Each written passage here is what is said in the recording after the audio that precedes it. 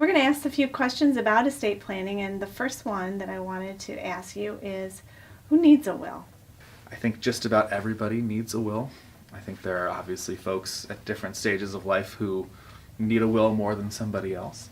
But when we talk about a will, in my world, what we really talk about is a comprehensive estate plan. It's not just one document here, one document there.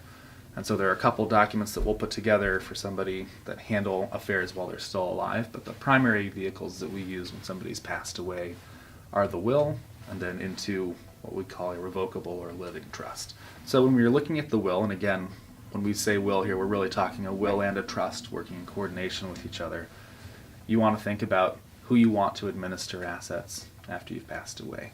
We get estate gifts that are received because an individual has named us in their retirement plan or in their insurance policy. They've named us as a beneficiary. Can you speak to how someone goes about doing that and why that's a good estate plan? It's a relatively straightforward process most of the time to name a beneficiary, either under a retirement plan or for a life insurance policy. Normally it's as simple as a one-sheet form that you fill out with the vendor. You submit it to the vendor, signed, and then that's your new beneficiary. It's easy to amend, it's easy to change if you decide, actually I want to give, instead of giving all of this to my kids, maybe I want to give half of this account to my kids and then the other half to an organization. Most vendors are happy to do that type of beneficiary designation too. You name a beneficiary, a charitable beneficiary, for your retirement assets, that money passes tax-free. There are times when I'm working with a donor and one of the stumbling blocks for them is the cost that is associated in creating their estate plan. Can you speak to why there is great benefit to moving forward and contacting an estate attorney? Absolutely, yeah. There are two really big benefits to doing a pretty robust or even a simple estate plan while you're alive. And the first benefit is just a true financial cost savings. The alternative to setting up an estate plan while you're alive is going through that probate process, and probate is always expensive.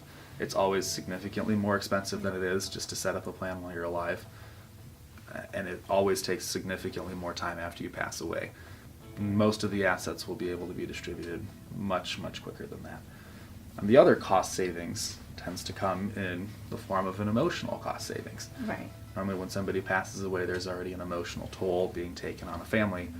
Having set up your affairs before you passed away removes this additional cost. They don't have to pay that, and that's a real benefit that I'm sure you get to see with some regularity. Yeah.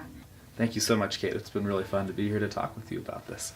And if you're ready to consider some estate planning, I encourage you to reach out to a local estate planning attorney, especially if you're considering any gifts to a charitable beneficiary. At DA Blodgett St. John's, we're so appreciative when donors want to do something lasting, like including our organization in their estate plan. Please feel free to give me a call if you'd like to talk at any point about ways that you can benefit our children and families. Thanks.